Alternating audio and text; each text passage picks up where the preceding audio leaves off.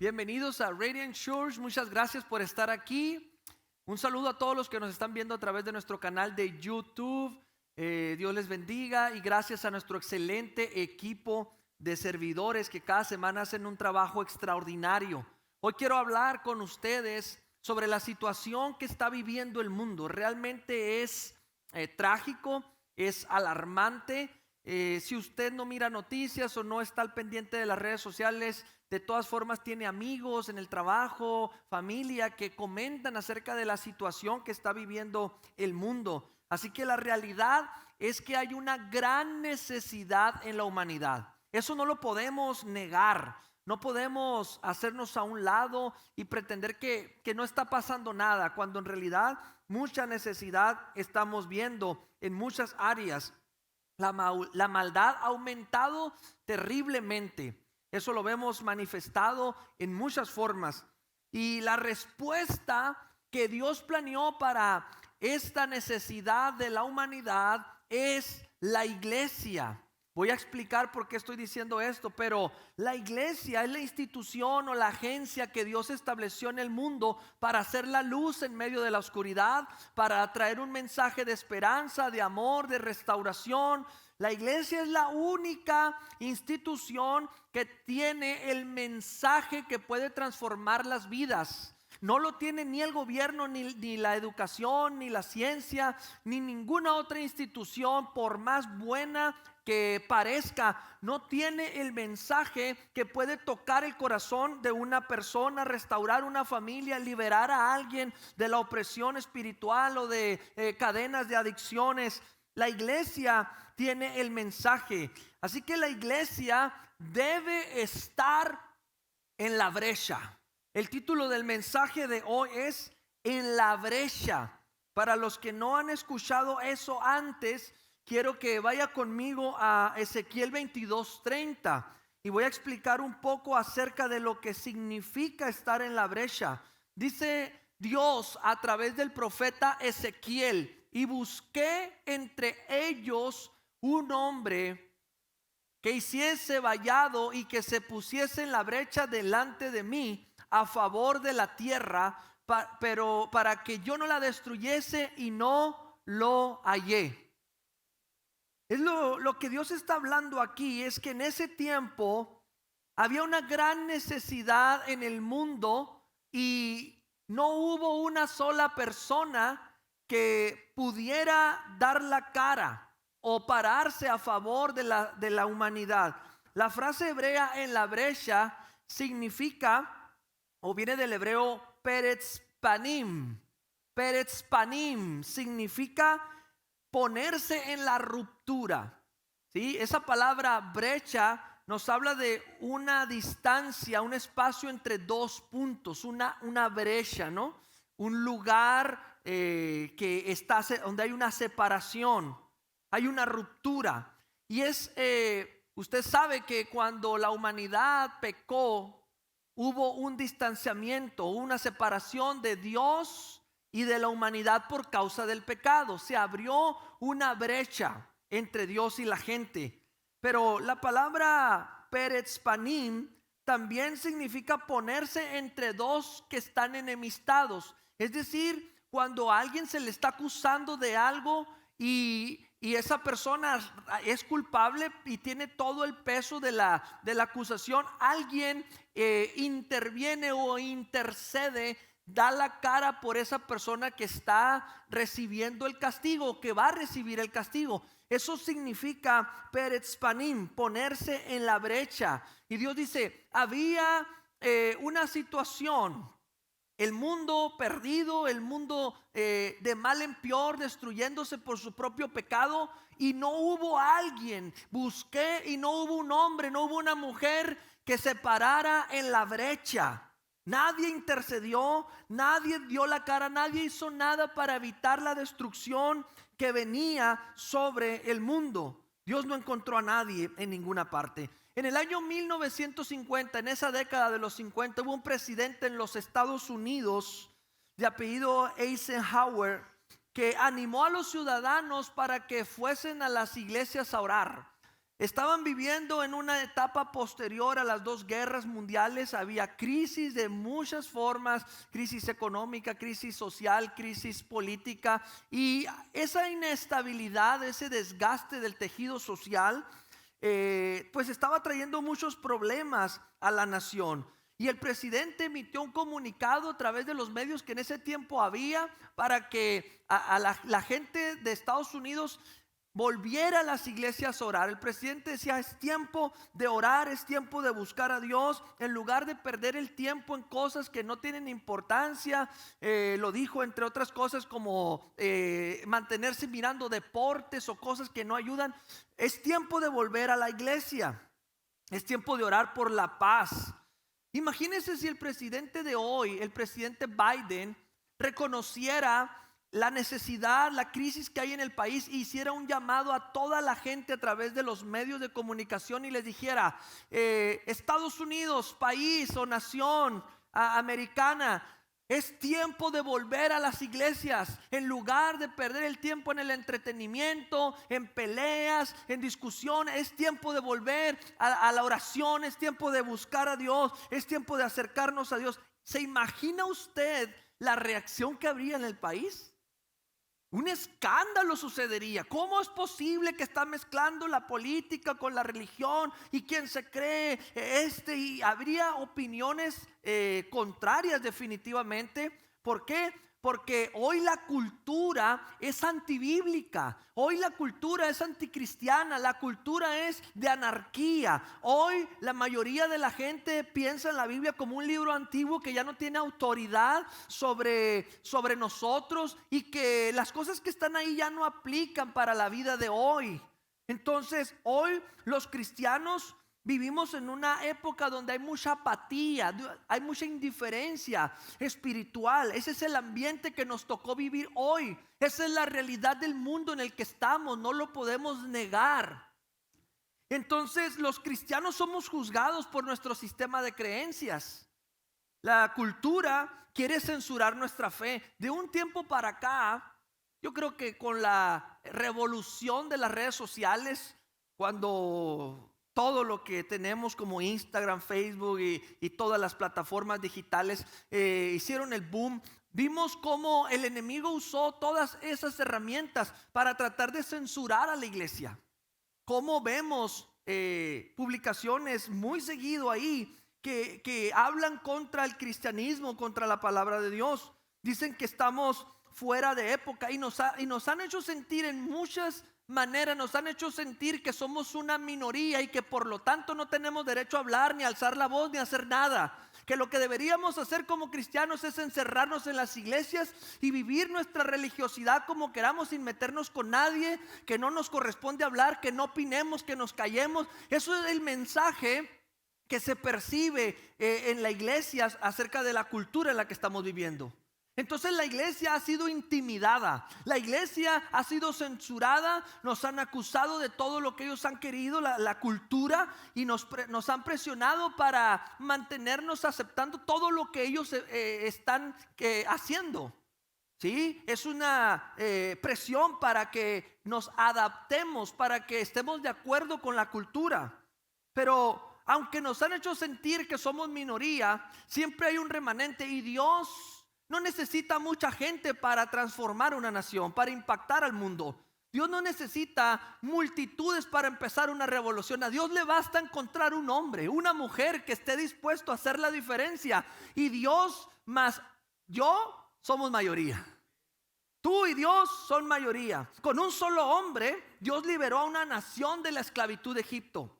Un pueblo que había estado esclavo por 400 años. Israel, con un espíritu quebrado, ya no había en ellos el ánimo, ni la esperanza, ni las ganas, ni nada de poder salir adelante.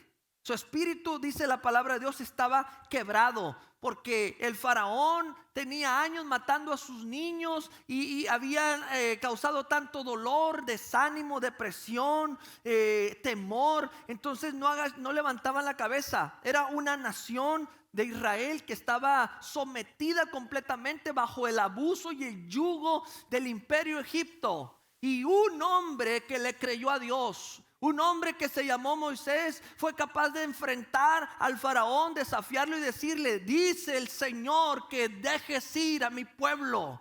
Y Dios respaldó la fe y la obediencia de ese hombre. Y con un hombre que quiso pararse en la brecha entre el pueblo y de Dios y la tiranía del imperio Egipto, un hombre que miró el abuso y miró la condición y el dolor y dijo: no es posible. El espíritu que traía él de libertador, de justicia, de luchar por lo que era correcto, lo llevó ante el faraón. Y entonces usted conoce que el pueblo fue liberado. Dios usó también un hombre para derrotar al ejército de los filisteos. En el tiempo de David y de Saúl, el rey Saúl, había un gigante. Ahorita vamos a llegar un poquito más a eso, pero había un gigante que desafiaba y se burlaba del ejército de Dios por mucho tiempo. Y Dios usó a un hombre para dar una victoria a toda la nación, porque el resto de los guerreros estaban intimidados, acobardados y no querían pelear. Un hombre llamado Elías, uno de los profetas más prominentes de la Biblia, fue capaz de creerle a Dios y enfrentó a los profetas de Baal cuando junto con la esposa del rey Acab, Jezabel, habían mezclado el culto a Dios con el culto a los paganos, a los ídolos. Y entonces él dijo: no puede ser posible que esto esté sucediendo, no me conformo a esta situación, tengo que hacer algo. Y entonces fue en el nombre de Jehová: vive Jehová en cuya presencia estoy. Y empezó a dar la palabra, y entonces Dios le dio una gran victoria sobre las fuerzas de las tinieblas. Un solo hombre. Porque Dios y un hombre dispuestos son mayoría.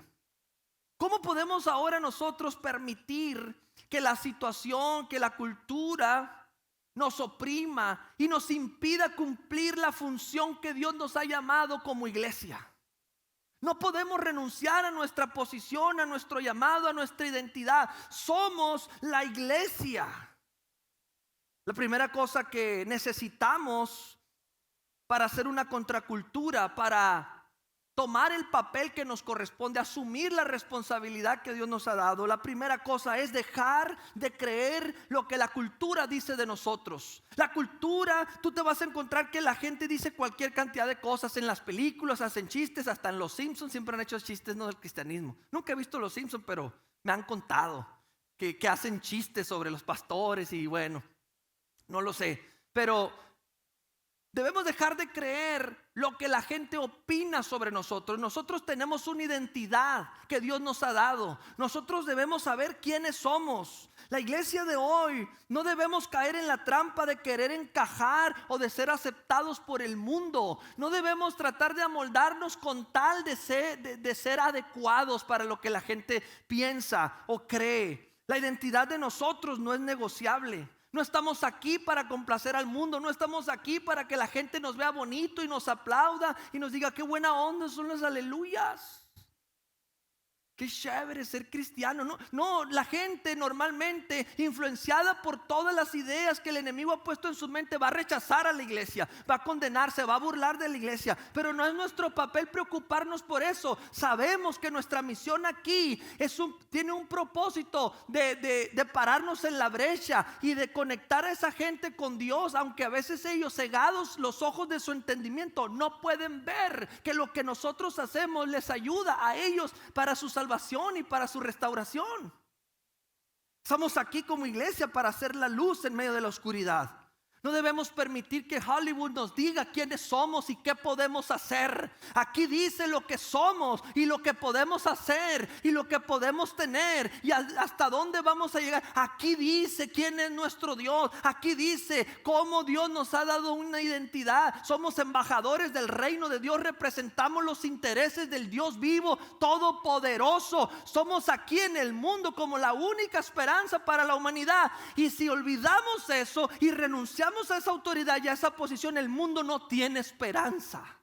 ¿Quién les va a hablar? ¿Quién les va a llevar el mensaje? ¿Quién les va a conectar con Dios? ¿Quién se va a parar en la brecha por ellos si el mundo está envuelto en sus placeres, en sus asuntos, en su entretenimiento? ¿Quién va a pararse a favor de ellos y clamar y pedirle a Dios por ellos, ir por ellos y conectarlos con Dios? Es la iglesia. Somos nosotros. Somos el pueblo de Dios. Somos una comunidad de amor, de perdón, de salvación. Somos el cuerpo de Cristo y estamos aquí para que el mundo vea a Dios.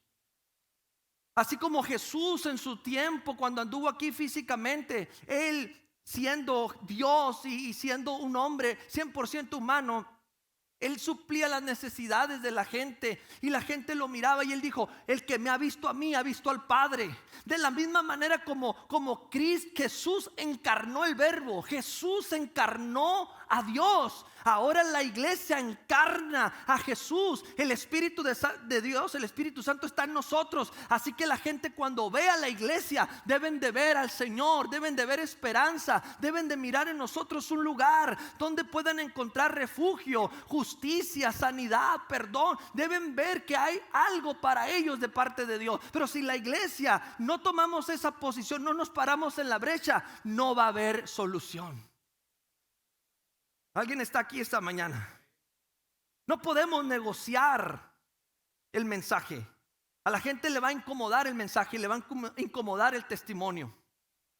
La gente normalmente no entiende muchas de las cosas que nosotros hacemos, pero no podemos negociar la verdad ni los valores de la palabra de Dios. Nuestra fe no es negociable. Los tiempos pueden cambiar, la cultura puede adoptar otras modas y otras formas y todo eso, y podemos adaptarnos en cómo dar el mensaje, pero no podemos negociar el mensaje. El mensaje no se puede diluir. El mensaje es la verdad, y si la verdad deja de ser la verdad, no hay libertad, porque lo único que hace libre a la gente es la verdad, y la verdad está en ti. Jesucristo vive en ti, Él es el camino, la verdad y la vida, y si dejas de mostrar a Jesús tal y como es, el mundo no tendrá salvación. No podemos renunciar a eso, porque la cultura se va a ofender. Hay una brecha entre Dios y el mundo por el pecado, pero hay muchas otras brechas. Hay muchas otras brechas entre lo que Dios diseñó, lo que Dios planeó para la gente y lo que la gente está viviendo. Y es lamentable. Por ejemplo, hablemos de la brecha de la desigualdad, de la brecha de la miseria, de la pobreza, de la marginación. ¿Sabe cuántos billones de pobres hay? Y cada vez hay más pobres. ¿Sabe usted que hay personas que se levantan en la mañana y no saben qué van a comer? ¿Cuántos de ustedes comen 2 o 3 veces al día? A veces hasta 5. Una vez estuve en un evento de pastores, era un seminario pastoral, y estuve todo el día ahí. Trajeron un invitado de Chile. Y bueno, el programa estaba pesado y nos pusieron como 5 recesos, y en los 5 recesos había comida. Y al final del día, este pastor chileno dijo: estoy sorprendido cómo los mexicanos pueden comer 5 veces al día. Y si nos hubieran puesto 7 recesos, yo creo que los 7 recesos comemos. Pero hay gente que no tiene lo básico ni para vivir ni para comer. Y Jesús se preocupaba por ellos. Jesús, cuando veía la necesidad con el pobre, con el necesitado, Él hacía algo. Él les dijo: vayan y díganle a Juan el Bautista que los cojos están caminando, los ciegos están viendo, los pobres se les está anunciando el evangelio. Estas son las buenas nuevas. Se paró en la brecha Jesús, no solamente por los pecados de la humanidad, se paró en la brecha por el que necesitaba ayuda para recuperar el diseño que Dios había planeado para ellos. Entonces hay una brecha entre lo que Dios planeó y lo que la gente vive. Y esa brecha no solamente es espiritual, es una brecha mental, es una brecha económica, es una brecha intelectual, es una brecha académica, es una brecha de violencia, que hay separación entre la paz de Dios y cómo vive la gente. ¿Qué estamos haciendo nosotros como iglesia para pararnos en la brecha por esa gente?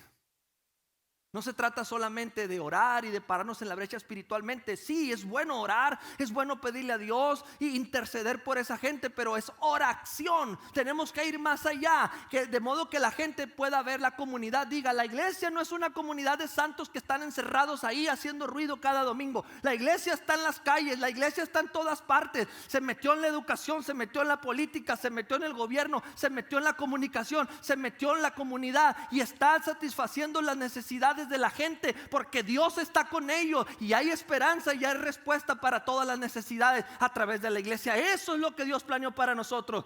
¿Quién se está parando en la brecha ahora? El promedio de edad en Estados Unidos de la gente que vive en la calle, podemos pensar, ay, son como 30 años. La gente homeless, la gente indigente, en promedio ha de andar en unos 30 años de edad. Pero ¿sabe qué? El promedio de edad en Estados Unidos de la gente que vive en la calle es 9 años de edad. Niños viviendo en la calle. No hay suficientes refugios, orfanatos, casas hogar. No hay suficientes familias adoptivas. No hay suficiente. ¿Por qué? Porque hay una brecha. Porque esas personas, ¿por qué están viviendo así? Hay una necesidad allí. Y ni el gobierno puede, ni ninguna institución puede. Es demasiado. Y si nosotros como iglesia no tenemos cuidado de eso, pues mucho menos van a poder recuperarse. Hace poco salió una película que revelaba la punta del iceberg acerca de la explotación sexual infantil. La película Sonidos de Libertad. ¿Cuántos vieron Sonidos de Libertad? Es desgarradora.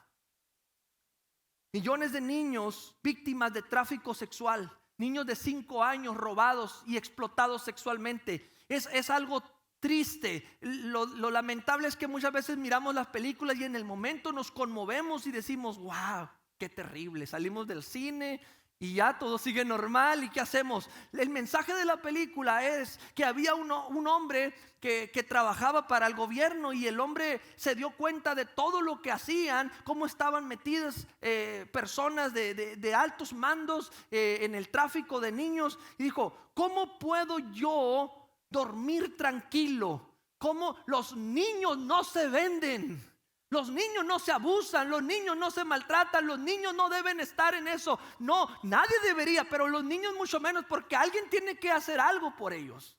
Y al hombre no le importó meterse hasta la selva, hasta por allá, arriesgando su vida, y le advertían, y él decía, tengo que hacerlo. Yo no podría un día presentarme delante de Dios sabiendo que tuve en mis manos el conocimiento y tenía a mi alcance algo que hacer y no hice nada. No importa si muero en el intento, pero voy a morir tranquilo sabiendo que hice algo por esa gente. Brechas de abuso sexual. El promedio de edad indigente 9 años. Brechas en todos lados. Hay una separación entre el diseño de Dios, el plan de Dios, y lo que la gente vive. Y esa realidad está consumiendo a la humanidad, a nuestra sociedad. Y Dios buscó a alguien. Y dijo, busqué a alguien que separara en la brecha, que intercediera, que diera la cara, que hiciera algo, que tuviera la intención en su corazón. Tal vez no ocupo que tenga todos los recursos, no ocupo que tenga toda la capacidad, no ocupo que sea un super, ocupo nomás que quiera ponerse en la brecha. Un Moisés, un Elías, un David, con todas sus deficiencias, sujetos a pasiones, con limitaciones económicas, intelectuales, pero que quieran ponerse en la brecha, que tengan un corazón conforme al mío y les duela cuando ven la humanidad como está, como a mí me duele. Y Dios buscó y no halló a nadie. Halló solamente personas que pensaban en sí mismas. ¿Dónde está el hombre o la mujer en Arizona que se pondrá en la brecha por la gente? Desafortunadamente, hay muchos cristianos que en lugar de cumplir su papel como iglesia y ayudar a la gente a conectarse con Dios, dando un mensaje de amor, de restauración, hay muchos cristianos que acribillan a la humanidad, Sí, la maldad está así, por pecadores, se merecen lo que les está pasando por desobedientes. Y es más, va a venir juicio de Dios y los va a consumir a todos. Y cristianos dando este tipo de mensajes no es nuestro papel. Nuestro papel es llevar el mensaje de salvación. Tenemos un mensaje que dar. El mensaje es de esperanza, es de salvación. Un día cuando se termine el tiempo y Dios nos lleve con él, no sabemos cuándo, Cristo va a venir. Es una realidad. Y la iglesia y el Espíritu dicen: ven, ven Señor Jesús, anhelamos, este no es nuestro hogar, allá está nuestro hogar. Entonces es natural que nosotros decimos que Cristo venga, pero no debemos preocuparnos cuándo va a suceder, no es nuestro papel. Ni siquiera podemos cambiar eso en nada. Nuestro papel es, mientras Él viene, ¿qué tanta gente yo puedo ayudar? Mientras Él viene, porque el día que Él venga yo quiero que Él me encuentre haciendo algo. Hay una parábola en Mateo 25 donde habla del Señor, donde habla que se fue el Señor de una propiedad, de una viña, y dijo: voy a ir y voy a regresar, y dejó a los trabajadores ahí, dejó a los siervos. Y cuando Él regresó, no estaban haciendo el trabajo que el Señor esperaba. Imagínate que tú y yo trabajamos para un patrón en un campo. Y entonces Él nos deja cargo y nos dice: produzcan, multipliquen, siembren, cosechen, hagan que esto prospere. Y en lugar de enfocarnos en el trabajo que tenemos que hacer en la cosecha, nos vamos todos a la puerta del campo. ¿Han visto ustedes esos portones, esos gates grandes que para entras a un área donde siembran tomate, calabazas, chile, todo? Hay unas puertas. Imagínate que toda la cuadrilla nos vamos a la puerta y nos sentamos a esperar. ¿Sí? Nos ponemos ahí en la puerta. Dice: es que estamos esperando que venga el Señor, el dueño. Y cuando venga el Señor, ¿qué están haciendo? Te estamos esperando. Pero no tenían que estarme esperando así. Lo que tienen que hacer, lo que yo quería encontrar es que ustedes estén ocupados en la obra, cosechando. Es lo mismo que el Señor nos dice a nosotros como iglesia. Los discípulos le preguntaron a Jesús: ¿cuándo va a ser tu regreso? ¿Cuándo vas a restaurar el reino? Le dijo: no les toca a ustedes saber eso, ni se preocupen. Ustedes sean testigos, vayan, prediquen por todas las naciones, hagan discípulos, cosechen, levanten gente, párense en la brecha, conecten a la humanidad con Dios, porque el sacrificio que yo hice debe alcanzar para salvar a todos los que crean en mí. Pero ¿cómo van a creer si nadie les predica? Vayan y prediquen, y lo que va a pasar después a ustedes no les corresponde saber, ni se preocupen de eso. Pero hay cristianos que han perdido el enfoque de salvación de la gente, de hacer algo por la gente. La iglesia debería estar en la brecha. ¿No es eso lo que hizo Jesús? ¿No se puso Jesús en medio cuando el Padre y la humanidad estaban separados por causa del pecado? Y entonces Jesús vino y se puso en la brecha, en esa ruptura, y se puso en medio. Y Él sabía que le iba a costar la vida, pero dijo: si me cuesta la vida tratando de reconciliar a la humanidad con Dios, no importa. Y Él se puso en la cruz y dijo: yo soy el camino, la verdad y la vida. Nadie viene al Padre si no es por mí. Me paro en la brecha por la humanidad para resolver el problema de pecado de la humanidad. Pero el problema de pecado de la humanidad no es todo. Hay otros problemas, hay otras brechas, otras necesidades. Somos espíritu, alma y cuerpo, no solamente espíritu. Así que la iglesia fue dejada aquí en la tierra para representar el cuerpo de Cristo. Y el cuerpo de Cristo es suficiente para satisfacer las otras necesidades también. Tenemos que abrir nuestra mentalidad. El tiempo de hoy nos está demandando un cambio de mentalidad, romper los paradigmas y ser una iglesia más callejera, como Jesús andaba por las calles tocando puertas y sanando a la gente. Jesús era una persona que estaba donde está la necesidad, donde está la comunidad. Por eso cuando hacemos cada actividad como iglesia de alcance, que si las mochilas, que si un centro de distribución de comida y todo, tiene el propósito de que la comunidad nos vea a nosotros. La comunidad puedan ver a Jesús en nosotros. Vean que hay esperanza y que hay amor.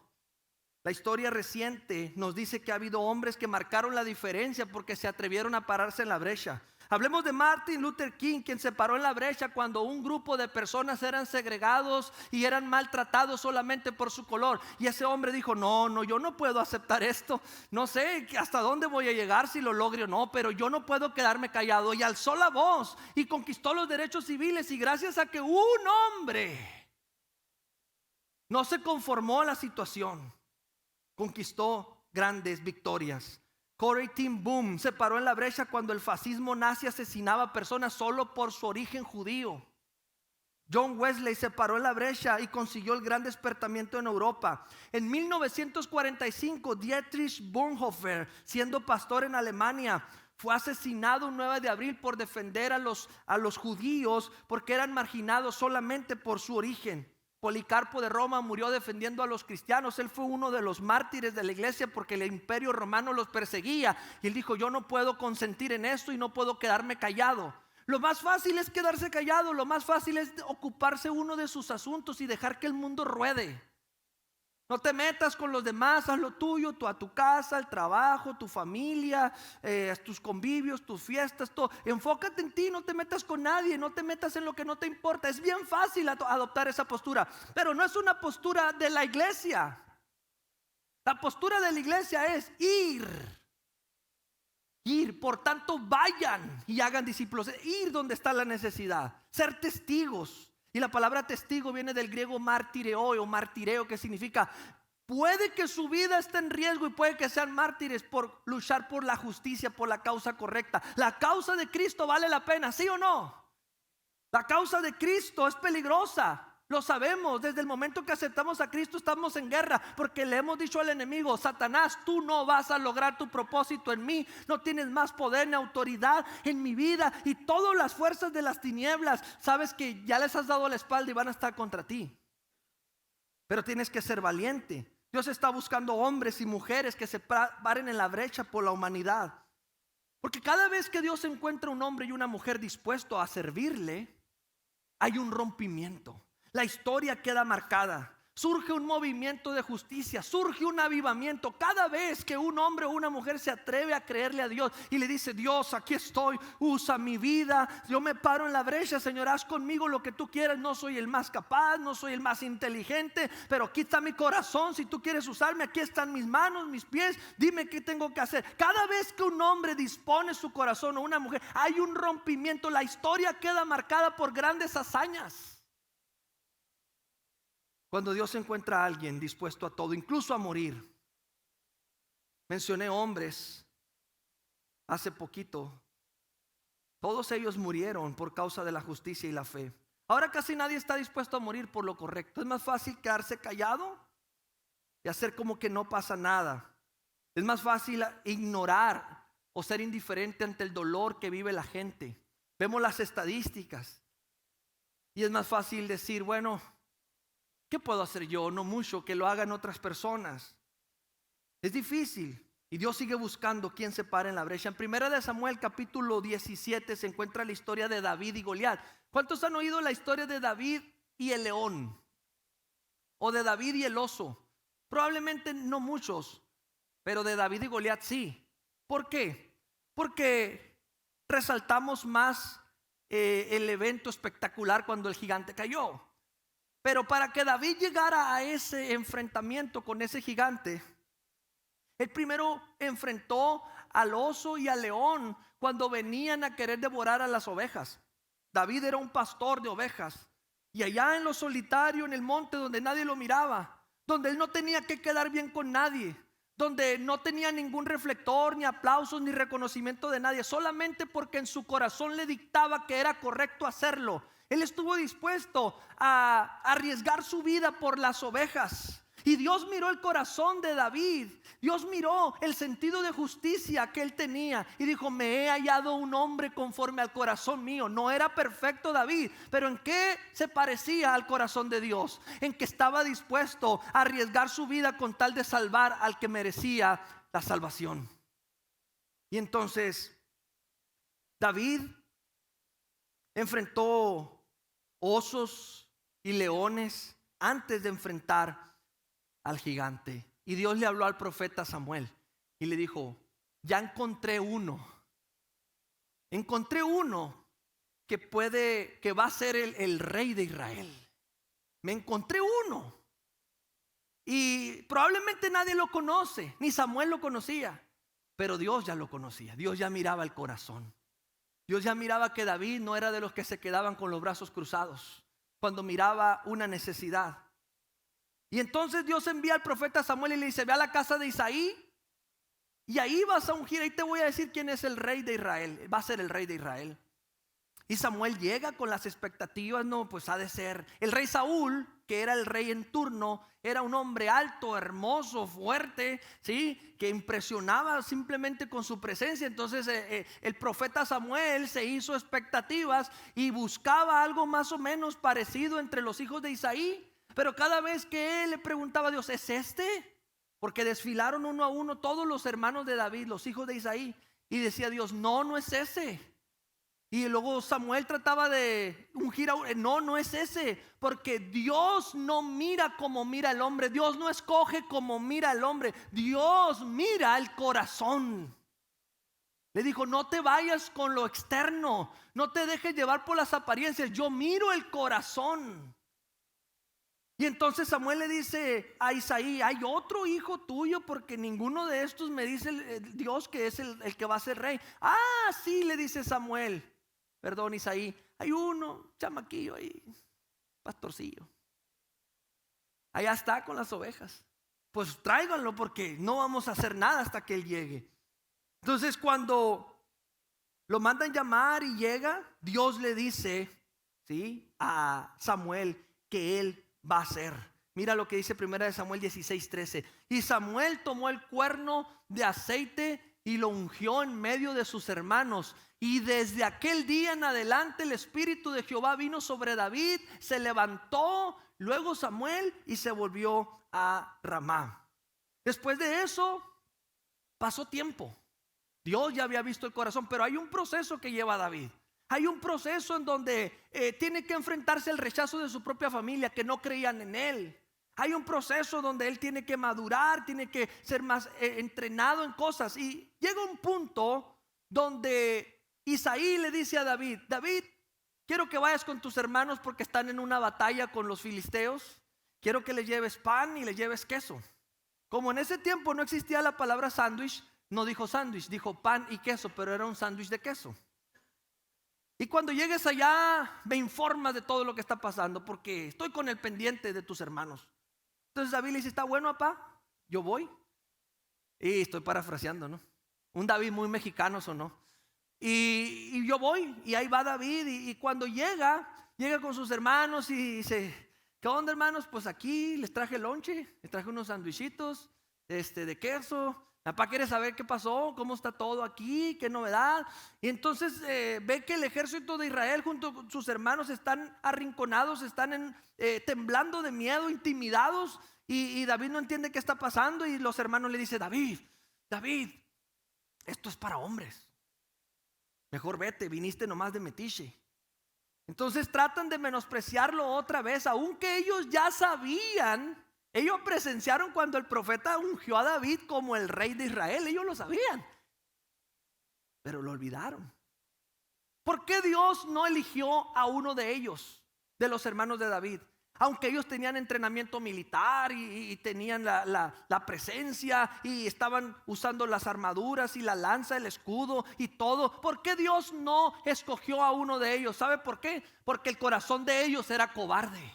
Porque cuando se enfrentaron al gigante, lo único que hacían era temblar. Y eran avergonzados y no hacían nada. Permitían que el gigante se burlara de ellos. Y mientras David está sacando los sándwiches acá, como no queriendo la cosa: ten, carnal, este para ti. Y están ahí, oye una voz de Goliat que dice: no hay ni un solo valiente en todo el ejército de Israel. Qué cobardes son, bola de miedosos. Dame uno. ¿Sí? Mira lo que dice 1 Samuel 17:10. Y añadió el filisteo: hoy yo he desafiado al campamento de Israel. Dame un hombre que pelee conmigo. ¿No se le hace interesante un hombre? El enemigo está pidiendo, a ver, uno. O sea que el enemigo sabe que uno puede ser suficiente.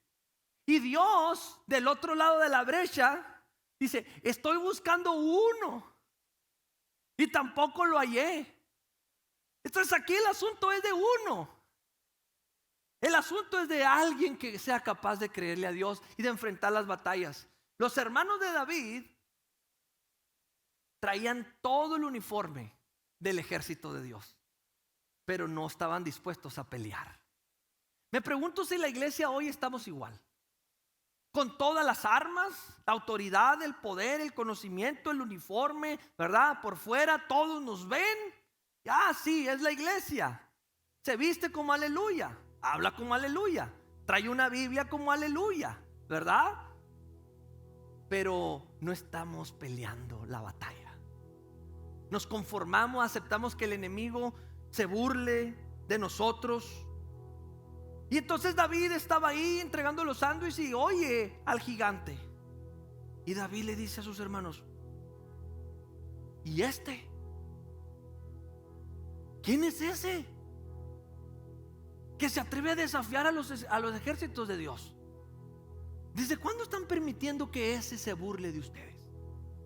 ¿Desde cuándo estás permitiendo que el enemigo te desafíe así y venga y te humille? ¿Desde cuándo? ¿Por qué no hacen nada? ¿Por qué no son guerreros? ¿Qué no vinieron a pelear? Mi papá cree que están peleando.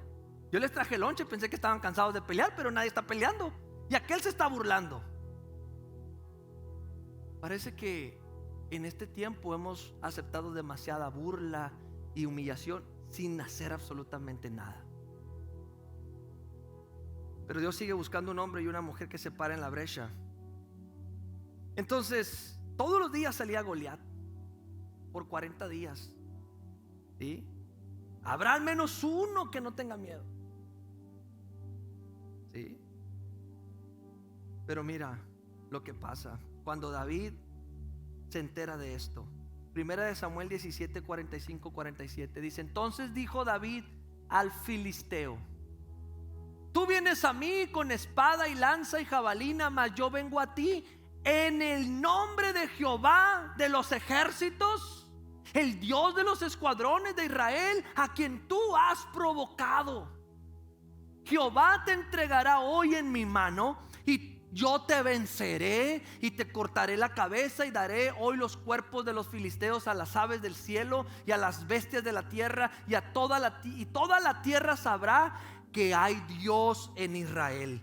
Y sabrá toda la congregación que Jehová nos salva con espada y con lanza, porque de Jehová es la batalla y Él los entregará en nuestras manos. Un hombre que se atrevió a creerle a Dios. ¿Qué era lo que traía? No traía arma, no traía escudo, no traía lanza, no traía casco. Intentaron ponérselo, dijo: no, yo no ocupo. ¿Para qué? Ustedes traen todo eso y no les sirve de mucho. El corazón, el coraje, el valor. Ya tira la piedra pues. Y cuando David lanzó aquella piedra y dio en la frente de Goliat y cayó, no creas que David se quedó conforme. Dijo: esto lo tengo que liquidar. ¿Sabes por qué David tuvo que ir y cortarle la cabeza al gigante con la misma espada? Porque David quería dar un mensaje a todos. De parte de Dios estaba siendo usado y le estaba dando un mensaje a todos. Porque ese gigante no debería haber existido. Años atrás Dios le había mandado al rey Saúl que se deshiciera de todos los enemigos, los amalecitas y todos los pueblos que estaban alrededor, que Dios sabía que se convertirían en una amenaza de destrucción para Israel y para sus familias. Pero cuando Saúl va a supuestamente pelear la batalla, dice: bueno, sí, Dios dice que esto y que el otro, pero voy a dejar estos. Se creyó más bueno que Dios, más inteligente que Dios, y dijo: sí, Dios me manda esto, pero yo no creo que esto pase, que tenga consecuencias. Entonces dejó a algunos. Fue la razón por la que Dios desechó al rey Saúl como rey, y el Espíritu de Dios lo abandonó por desobediente. Esos que él dejó allí vivos, que no se deshizo de ellos, después se convirtieron en gigantes, en sus enemigos que los oprimían y que ya no pudo enfrentarlos. La enseñanza práctica aquí es: Tenemos que asegurarnos de dejar, de acabar con todo aquello que Dios nos dice, por más pequeño que parezca, porque si lo dejamos se puede convertir en un problema grave en nuestra vida. Y David dijo: yo no quiero que mis generaciones enfrenten lo mismo que ahora está enfrentando el pueblo de Dios. David quería hacer lo correcto. Y el mensaje de hoy es un llamado a tomar la posición que Dios nos ha dado, a hacer lo correcto, a ser la iglesia de Dios. Quiero terminar con un fragmento de Martin Luther King que dijo: la valentía es una resolución interior de seguir adelante a pesar de los obstáculos. La cobardía es una rendición sumisa ante las circunstancias. La valentía genera creatividad. La cobardía reprime el miedo y se deja dominar por él. La cobardía hace la pregunta: ¿es seguro? La conveniencia hace la pregunta: ¿es político? La vanidad hace la pregunta: ¿es popular? Pero la conciencia hace la pregunta: ¿es correcto? Y llega un momento en el que debemos adoptar una posición que no es ni segura, ni política, ni popular, pero hay que adoptarla porque es correcta. ¿Quién se para en la brecha por los niños, miles, millones de niños que están siendo asesinados en el vientre de su madre? ¿Cómo puede la iglesia condescender con políticas públicas que aprueban el aborto? Es que ya cambiaron los tiempos, pastor, ahora ya no es pecado. Lo que Dios dice que está mal, va a estar mal, aunque toda la sociedad o la cultura diga que está bien. Pastor, es que tengo una amiga que hace eso, cree eso, y si yo me pongo firme en mi postura, pues se va a sentir mal. Pero si no te pones firme, nunca va a conocer la verdad y nunca va a entender el error en el que está y nunca va a acercarse a Dios arrepentida o arrepentido por la decisión que está tomando. No podemos negociar la verdad. ¿Quién se para en la brecha a favor de la familia como Dios la diseñó? Varón y mujer. Pastor, es que es un tema muy escabroso y si empiezas a hablar de esas cosas, ¡ay no! Yo no quiero esos problemas. Vamos a meter la cabeza en la tierra como las avestruces, fingiendo que no estamos en un tiempo donde la sociedad nos demanda la verdad y esperan que de alguna parte alguien alce la voz y diga: esto es lo correcto, te guste o no te guste, te ofenda o no te ofenda, pero yo no puedo negociar esto. ¿Quién se para a favor de quién se para en la brecha a favor de la justicia, de la verdad, de la fe, de lo correcto, de la familia, de los inocentes, de los niños? ¿Quién se para en la brecha para alzar la voz en contra de todo el veneno y la basura que le meten a los niños a través de redes sociales y a través de las películas? ¿Quién se para en la brecha a ser un padre, un esposo que protege a su familia, que dice: no te voy a permitir, Satanás, que vengas a humillarme, a avergonzarme, no te voy a permitir que te burles de mí, me voy a parar en la brecha por mi familia? Mira, aquí estoy yo, ¿quieres pelea? Voy a pelear, pero de mí no te vas a burlar. Y si muero, ya sé dónde voy a abrir los ojos, pero a mí no me vas a intimidar. Yo soy la iglesia. Somos la iglesia del Señor. El pueblo de Dios, el mundo espera una respuesta de nosotros. Ya basta de escondernos y de intimidarnos y de aceptar miedos. Dios está buscando hombres y mujeres que se atrevan a pararse en la brecha y luchen por hacer lo correcto. No es fácil ser padre. En este tiempo el enemigo ha querido quitarnos el sacerdocio y la autoridad y ha querido intimidarnos a través de toda la influencia que hay sobre nuestros hijos, y los hijos quieren decirle a los padres qué hacer, y si los padres no lo dicen: ay, me voy a ir de la casa, ay, me voy a amargar, ay. Lo siento, pero esto es lo correcto. Aquí tienes que respetar, aquí se tiene que hacer así. En el momento que dejamos de hacer lo correcto, todo empezó a empeorar. Tengo que terminar. Lo correcto como personas, como padres, como esposos, como ciudadanos, lo correcto como iglesia, porque si no nos levantamos y nos paramos en la posición que tenemos, esta nación y el mundo entero no tiene esperanza. Terminamos la grabación.